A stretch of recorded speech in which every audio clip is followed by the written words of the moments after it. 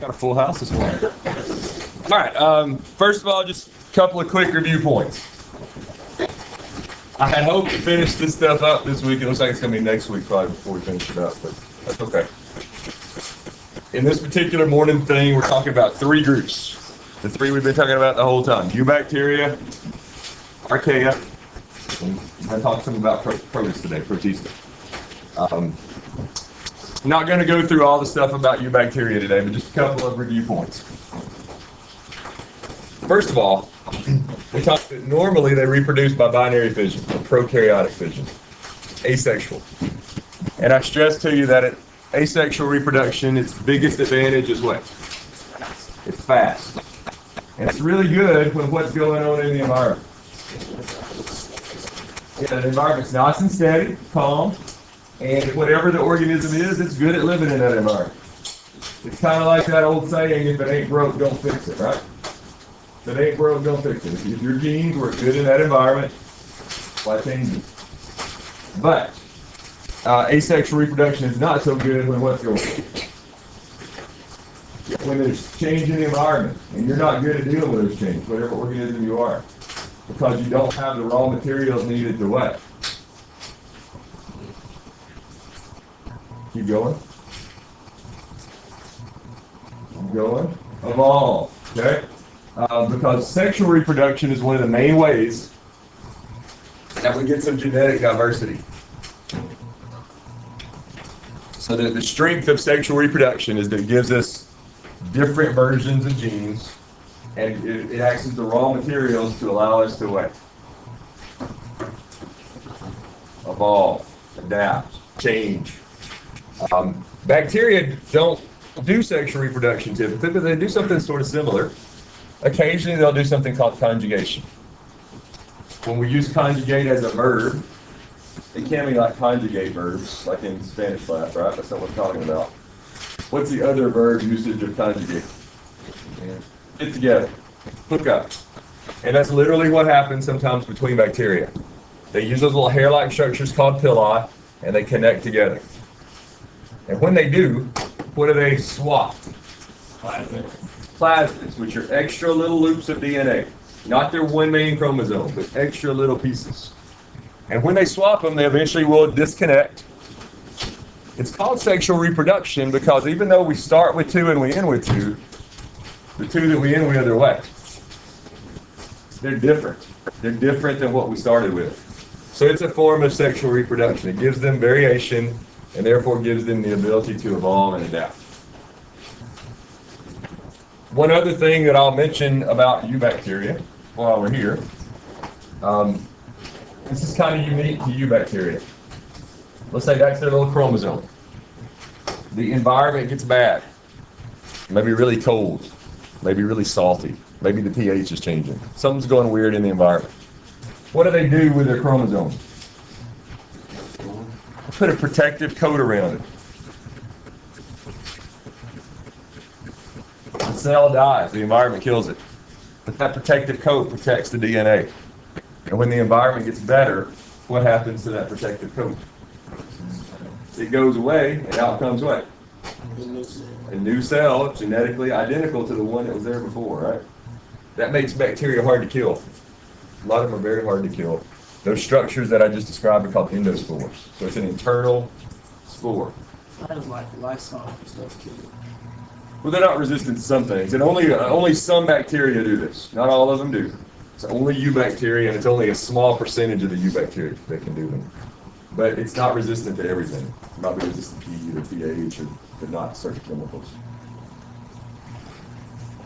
Other thing I'll mention, even though we talked about all these bacterial diseases, bacteria's main role in the world is decomposition, recycling of minerals. All those biogeochemical cycles we've been talking about the last few days, bacteria play a big role in all of them because they recycle things from dead materials and put them back into the soil. All right, any questions or comments so far?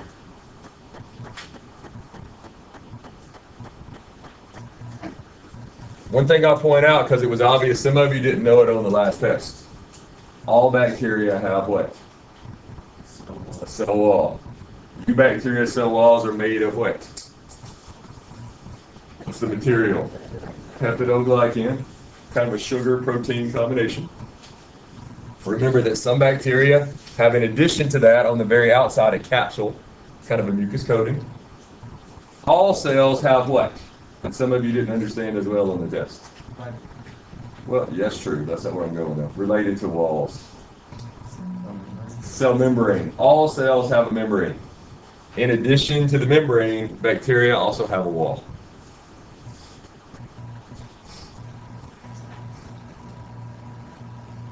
It's just showing you binary fission. What has to happen before the cell can split? Replicate the DNA. And you can see there's 2 chromosomes in there now instead of 1. Can bacteria do mitosis? Can bacteria do mitosis? Yes. Yes. Well, it is asexual, but what is mitosis really? When your cells do mitosis, what's happening to them? What's splitting? DNA. Yeah. Mitosis is division not of a cell, but division of what? The nucleus, the genetic material. What comes after mitosis to split the cell? Meiosis and mitosis are 2 different ways to split the nucleus, right? What always comes after mitosis? You guys should know this. It splits the cell in half. You know you learned this in regular biology. Cytokinesis. Mitosis divides the nucleus. Cytokinesis divides the cell. Bacteria don't have a nucleus. They don't do mitosis. Binary fission is similar in some ways, different in other ways. They do not do mitosis. There are 3 shapes of bacteria: spiral, bacillus, and coccus. What's different about these bacteria than the others we talked about? Yeah, they have chlorophyll. They can do photosynthesis. Cyanobacteria. Now, even though it says they've got thylakoids, they don't have what? They don't have organelles. So, in a plant, where in a plant cell is the chlorophyll?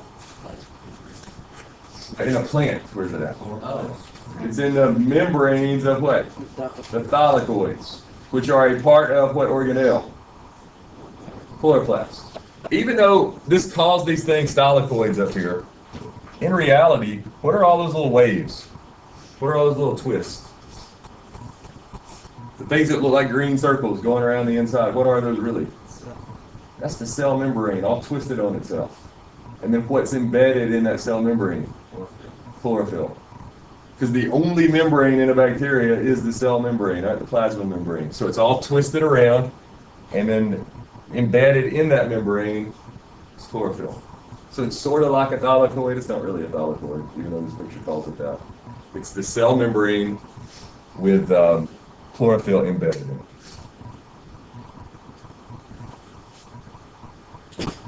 All right, the archaea, not going to say too much about them today, but 2-3 quick points. Number 1, they're not called what anymore? Archaeobacteria.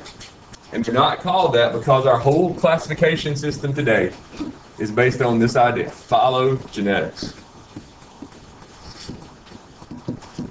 Which means what? That's an important word to know if you don't know it. Phylogenetics, what does it mean? Yeah, classification based on genetics and evolution. The whole classification system today is based on that. You're not put into groups with other things necessarily because you look like them. You're put into groups with other things because you're genetically related to them. You're evolutionarily related to them. And when scientists started looking at genetics, what did they find out about archaeobacteria? Compared to eubacteria. They're not really that closely related genetically. In actuality, the archaea are closer to what? Eukaryotes. They're more related to eukaryotes than they are to regular bacteria. So they split them off. We know for years they were said to be the bacteria found in extreme environments. That's true. What else have they found recently?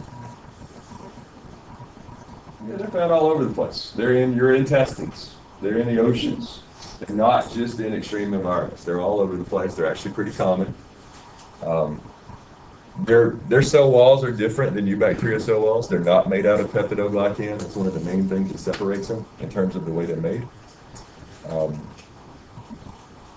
They often are divided into three main groups.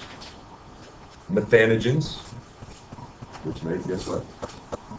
Methane, natural gas. Oftentimes you'd find those where? What do you think about methane coming from? Swamps, places like that. Thermoacidophiles. Yeah, they like hot and acidic places like vents. Maybe like places in Yellowstone, some of those geyser type places. And also extreme halophiles, and they like what? Salty places. I want to go to another slide before I talk about the rest of this. This is supposed to be, well, this is just it's kind of a summary of what I just said. They're in their own domain, no longer called archaeobacteria. They're genetically distinct from the other ones. They are found in extreme places, but also in normal places as well. This next slide compares them to eubacteria. So these are things they have in common with regular eubacteria. They're both single cell. They're about the same size and about the same shape as regular eubacteria. No membrane-bound nucleus. They're both prokaryotes. No membrane-bound organelles. And something you'll understand a little bit better when we get to genetics is that they don't have introns. So you guys who've had a class in genetics or maybe a good background in pre-AP biology have heard of those before. Those are sections of the DNA that usually aren't what? Introns. Sections of the DNA that usually are not quite. Usually not transcribed, which means normally they're not used to make what?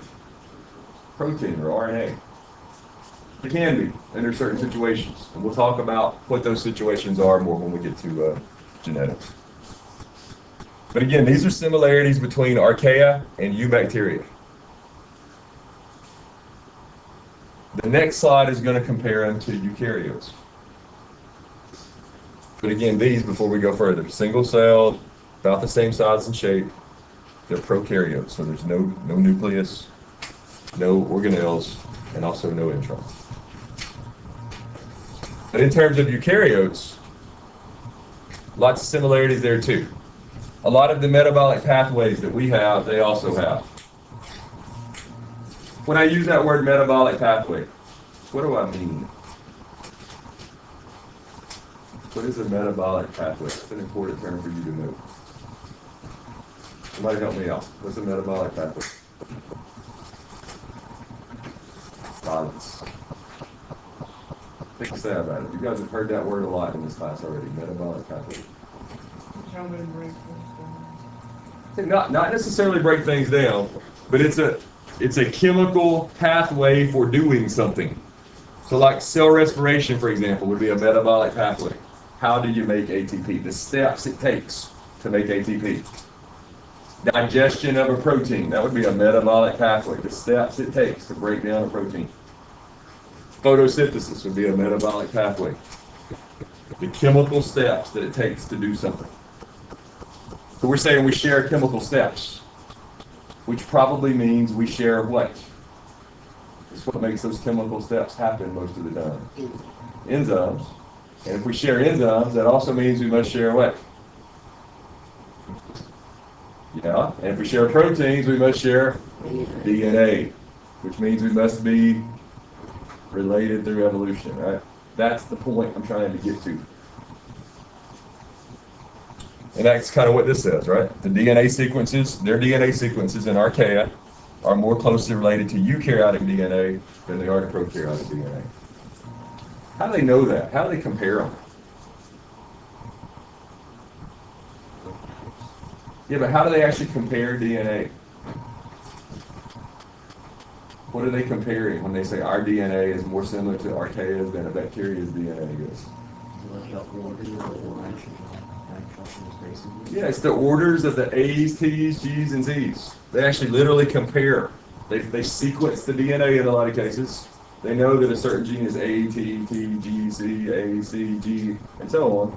And they compare the eukaryotic version of that particular gene to the archaea version, and the archaea version to the eubacteria version. And they basically calculate the percent of A's, T's, G's, and C's that are the same between those two. We have a lab we'll do later. It'll be a computer lab where you go in and you look at certain proteins found in different organisms. And you compare the sequences. You can go online and find all these sequences, and you compare them on the computer. That's sort of what they're doing here. They've also found that archaea RNA polymerase is more similar to eukaryotic RNA polymerase than it is to the eubacteria version. What is RNA polymerase? It's obviously what? Enzyme, an enzyme, SE.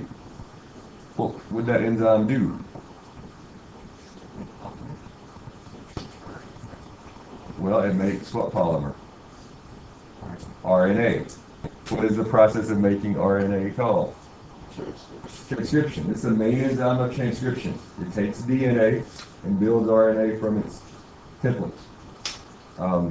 Their RNA polymerase is a lot more like ours than it is the regular bacteria version. And then another thing, one of the main things that makes them similar to us is that their DNA is attached up to histones, proteins. Proteins that act sort of like what for the DNA? Spools, ways to organize. Eubacteria don't have those. That's a pretty big difference. Archaea have these histone proteins, these spool-like structures. Eubacteria don't. All right, questions there? Here's just some pictures showing you that archaea are found in these thermal vent kinds of places, like you might see it out in Yellowstone. Here's some different shapes of archaea. One other thing I'll say about archaea. As far as we know, none of them make people sick. They don't seem to be pathogenic. We don't know of any human diseases caused by archaea. We do know they live in symbiotic relationships to certain things. They seem to be good, like mutualistic associations, but no parasitic ones that we can find. So that's a good thing. Let me switch over to a different PowerPoint here real quick.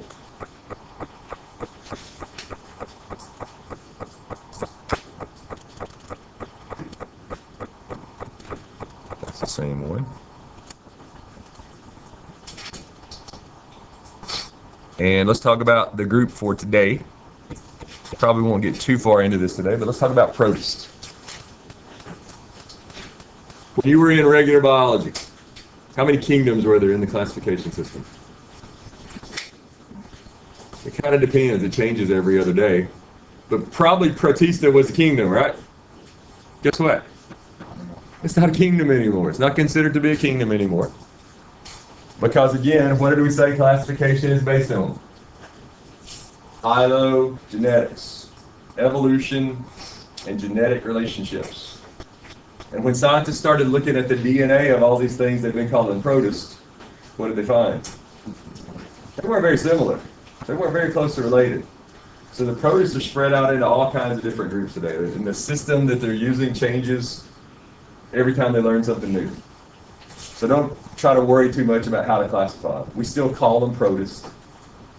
But just realize that when we use the word protist, we're talking about a big, varied group. It's not really very genetically alike, probably not even very evolutionarily alike. But at least they're thought to be the first examples of what on Earth? The protists. First examples of what?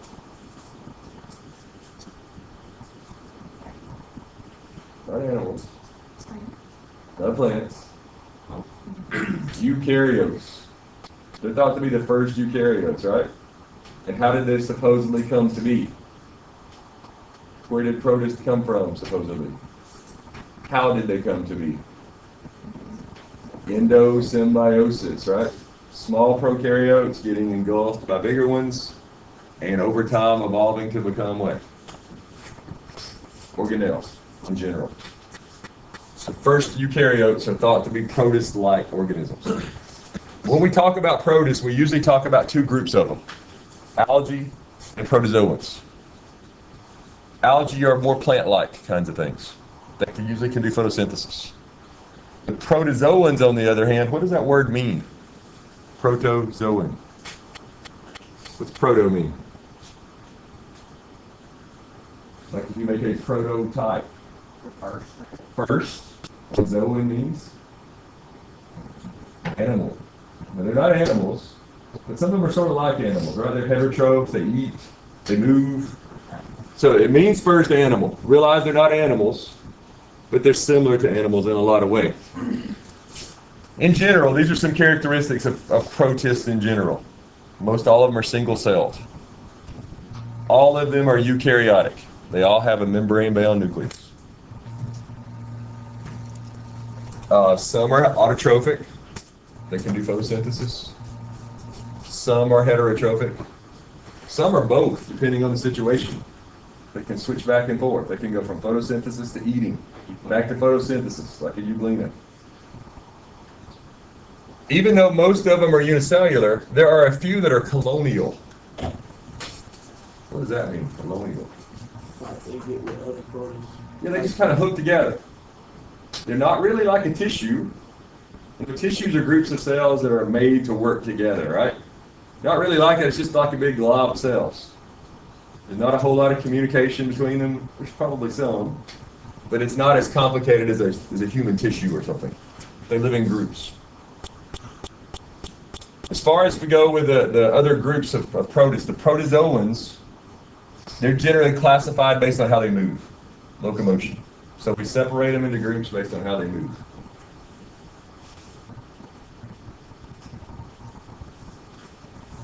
Important point here, the protozoans don't have cell walls. Because if they did, it would make it kind of hard to weigh. Most of them have to move by either changing the shape of their body, like an amoeba. We saw that video of an amoeba eating a paramecium, right? Could you do that if you had a wall? No. Or they have some moving part, like a flagella or cilia. That'd be kind of hard with a wall as well. So they don't have cell walls, they're motile. They can move. Clemens, come to the main office, please. Algae, on the other hand, are classified based on the pigments they have. Key point. We've talked about this before. What are pigments? Proteins specialized to what? Absorb certain kinds of light so that algae can do what?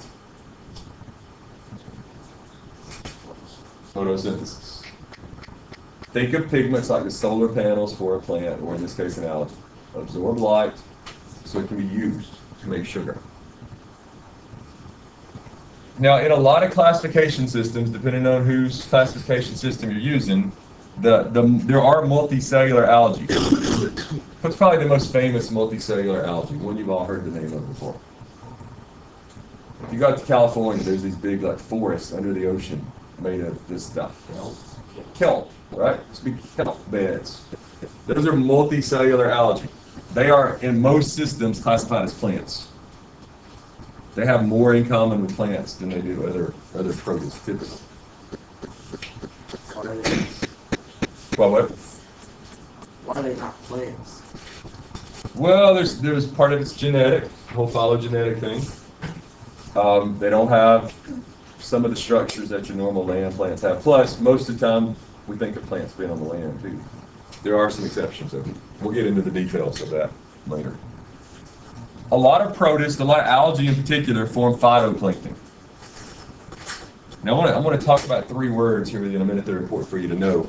But what does phyto mean? Anything you see P-H-Y and T together. Sometimes it's just P-H-Y-T-E. Sometimes it's P-H-Y-T-O. What does that mean? It means like a plant. Like a plant. So this is plant-like plankton. But that word plankton, we've all heard it. You've all watched SpongeBob. You all know about plankton, right? But you probably don't know what the name means. I'm going to give you three words here that you need to know the meaning of.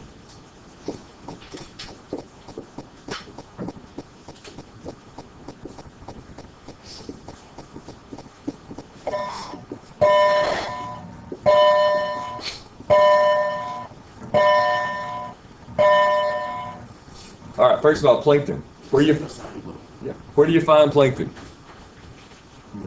Where?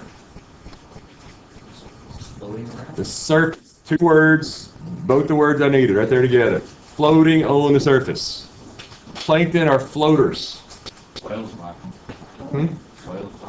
Yeah, they do. But they're floaters. They can't swim. They live on the surface. They float. We're talking about things like algae. What else might be classified as plankton?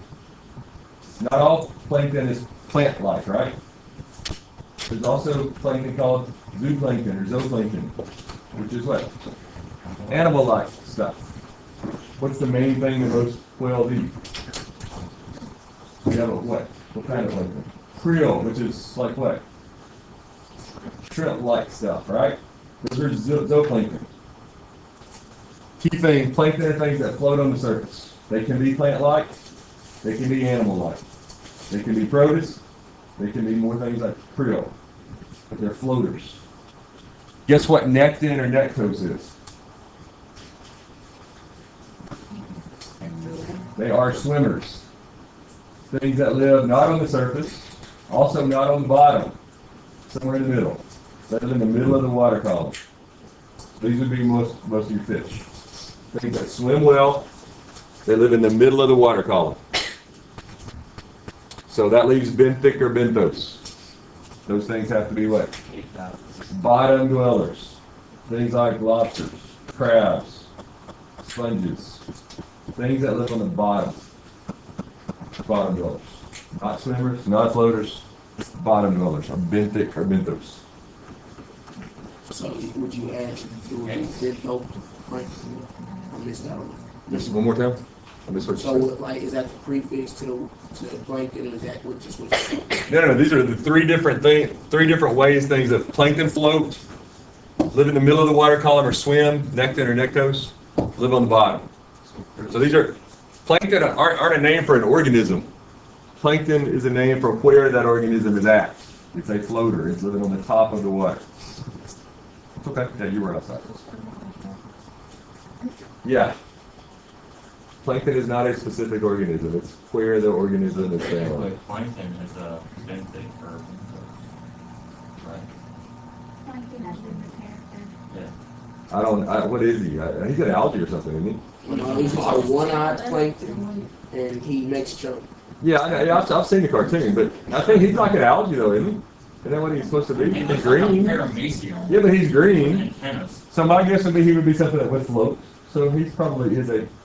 But it's on the bottom. In the show you're saying they live on the bottom. Yeah, so yeah, he probably ought to be called a benthos. So he's not a floater in the show. Another thing we mentioned in here about protists before, algae in particular, they can undergo blooms. What's an algal bloom? When they replicate out of control, they reproduce like crazy, and it's usually caused by what? Yeah, too much of a particular nutrient gets into the water. A nutrient that usually acts like what? Yeah, but a nutrient that usually acts like what? To keep them from growing. A limiting factor. And usually, that nitrogen is either what or what? Usually the nutrient is, or switch to nutrients. Could be one or the other. Nitrogen and or phosphorus. Both things that get in the water because of what? Farming most of the time. What may be a big subdivision. It either comes from runoff from fertilizer, it can come from septic tank runoff, or for years, like detergents, like you wash your clothes with, used to have what in them to make them work better? Phosphorus, phosphates. If you look on the bottles of most detergents now, you'll see it says no, contains no phosphates. So they figured out they were causing all this algae and goo to grow in water, so they started using other things.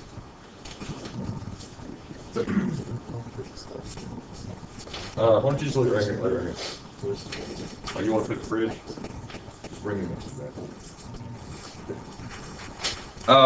Let's see. Let's go a little bit further.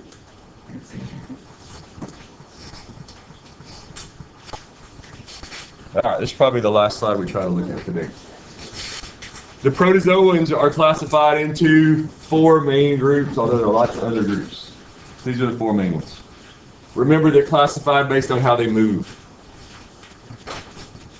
The first group, Mastigophora or Zoomastigina. These are things that move with the flagella. Is that comparative that we know that? You need to know one or the other for sure. Flagella, typically if you have a flagella, how many flagella do you have? 1, maybe 2, usually not any more than that. These things are typically heterotrophs, so they have to eat. There's a few of them that are photosynthetic, but not many. They have these things called contractile vacuoles. We talked about those before. What's the purpose of a contractile vacuole? They basically bring in the water and spit it back out. Yeah, they pump out extra water. That's where most of these things live in. What kind of water? Fresh. Fresh water, which means the water is going to always be doing what? Going in. So it's going to swell. And what did we just get through saying they don't have? A wall. So if there's not a way to pump out that water, what's going to happen? They're going to burst. So the contractile vacuoles are like water pumps, constantly pumping out the water. A couple of examples that I want to mention about these things. Giardia. Anybody know what that is? Let's say you're out hiking up in the Smoky Mountains. There's a lot. Anybody? How many of you been to Gatlinburg hiking around up there? A lot of nice streams up there, right? Nice, clear, rocky streams. If you've been up there hiking, and you've hiked around, and you're like me, you don't always prepare when you go hiking. You don't have a bunch of water with you. Those streams look really nice. Nice and cold. They look like they're clean. The temptation is to just bend down and drink some of that water. Yeah. Is that where, like, say you got a deer or something that dives and falls in a stream, upstream from you, and then it's like bacteria or whatever gets in the water? Not so much here. This is just a natural thing that lives in the water. It's a protist. But there's all kinds of things you can get from that kind of thing too.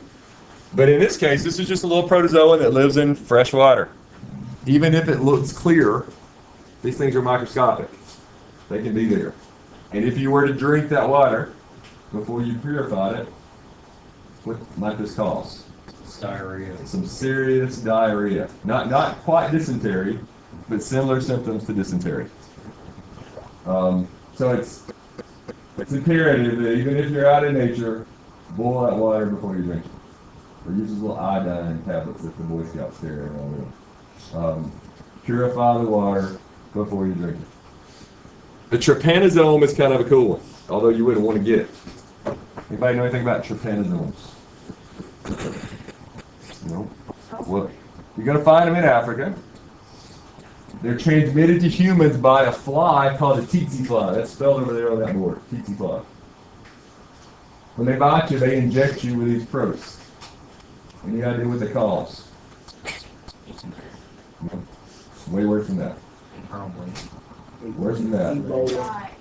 They cause a condition called African sleeping sickness, which basically means you go into a coma that you may or may not wake up from.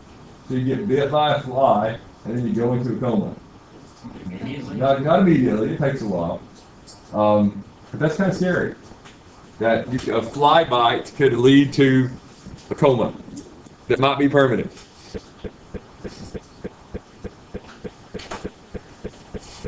Moving on down our list, the next group, Ciliata.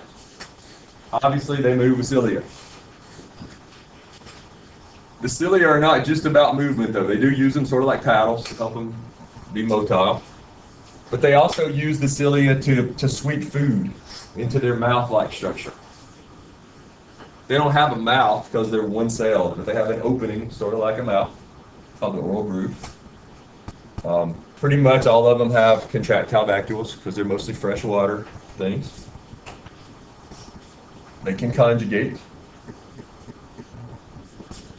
When they conjugate, these things don't have plasmids like bacteria. But most of the ciliates have 2 nuclei. a macronucleus, which is their main one. It's the big one, big nucleus, and a small one called the micronucleus. When they conjugate, they swap micronuclei. They switch those out, which gives them variation in sort of like sex.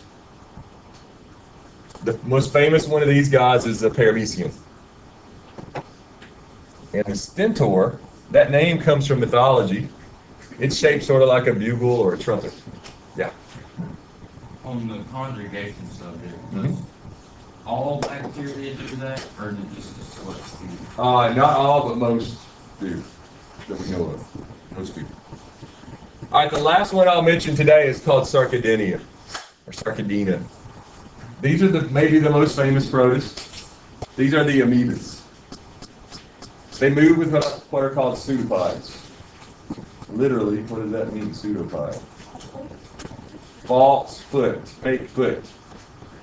We all saw that video the other day of the amoeba eating the paramecium. How it just sort of flowed around it like a blob, right? But as it was flowing, it had these extensions of its body that went out like this, and then it just sort of flowed to those extensions, right? Those extensions are the pseudopods. And it sort of just flows toward those extensions. Again, it's like a blob. But we know they feed by phagocytosis. And after phagocytosis, what happens next? And the word for that is? Intracellular digestion. Most of them reproduce asexually. They need contractile vacuoles to get rid of that water. Some of them will encase themselves in silica or calcium. What's silica? What is silica? It's essentially glass. I'm going to show you some pictures of some of these things. They're pretty awesome looking. They're like little glass cells, essentially. A lot of them encase themselves in calcium compounds. And a lot of limestone is actually made of the shells of these things. I mean, around here, Limestone County is just next door to Madison County, right? What does that probably mean about this area? Used to be where? Under the ocean. You can go up to Montesano Mountain and find what? You can find shells, you can find shark teeth, you can find fossils of all kinds of things that obviously used to live under the water on top of the mountain. So this area used to be underwater a long time ago. I don't know how long ago. One other thing I'll say about amoebas, there is a type of amoeba that causes dysentery, which is extreme what? Extreme diarrhea. Diarrhea that can kill you. Diarrhea that can cause you to dehydrate. Typically, when do you need to worry about dysentery? Water that's not purified. Around here, we tend to worry about when there's some kind of natural disaster, like when Katrina happened in New Orleans. Some of that flood water got into their water system, right? So they were afraid that their water system was contaminated. So for a long time, they didn't drink the water. They brought in bottled water for those people to drink for a long time. You got to be careful. Dysentery can make you really sick. And if you're in an undeveloped part of the world, people die of diarrhea, right? I mean, it's a serious thing. Don't worry about it too much here because we have medicines and IVs and all that kind of stuff that can eventually stop it. But in Africa, you get diarrhea, it's a serious deal. Very serious deal. All right, that's where we'll stop.